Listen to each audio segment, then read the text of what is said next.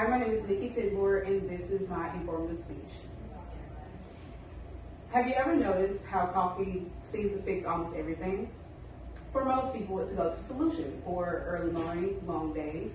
But for me, coffee does something a little different. When I drink it, it doesn't just wake me up. It helps my brain slow down just enough to focus. Most of us rely on coffee for energy, comfort, or motivation as a part of our routine. But for most people with ADHD, coffee can work in ways that surprises a lot of us.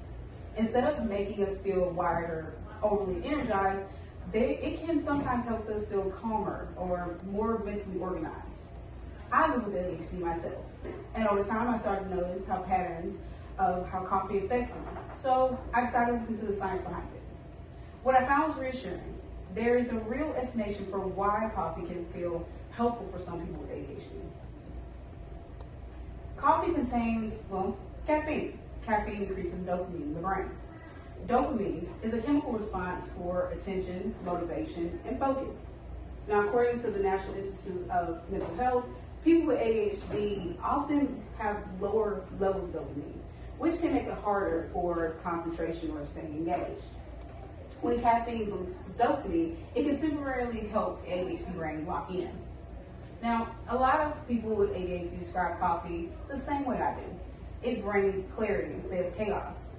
In 2021, an article from Psychology Today explains that caffeine can feel like a mild version of ADHD medication for some individuals, but it's not a cure. It is not the same as prescription treatment, but for some people, it helps take the edge off of mental overstimulation. However, coffee isn't all benefits. The Cleveland Clinic explains that caffeine stimulates the central nervous system, creating alert, energized feelings, and at first, it can be helpful. But the energy boost doesn't last.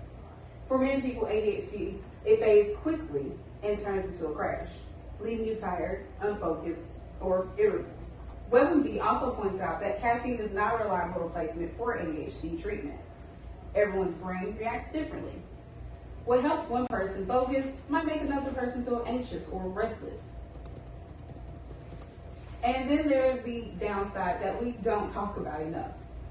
Too much caffeine can cause jitters, anxiety, and trouble sleeping. For some with ADHD, those side effects can actually make symptoms worse. Racing thoughts, irritability, difficulty calming down. Psychology Today also notes that caffeine tolerance builds quickly. That means you need more and more to feel the same effect. And that's when dependence starts to creep in. When I think about it now, you don't see coffee as a solution for ADHD. I see it as a tool. It can be helpful, but that's only when it plays a bigger part.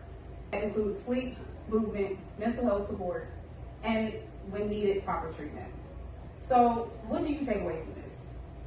Coffee can sharpen focus, calm an overstimulated mind, or offer a moment of control. But it can also cause crash, anxiety, and dependence if relied on too heavy. The next time you pour yourself a cup of coffee, think about what it's really doing inside your body. For some people, it's just caffeine boost. But for others like me, it's a familiar, comforting way to balance the brain that never stops moving. Thank you.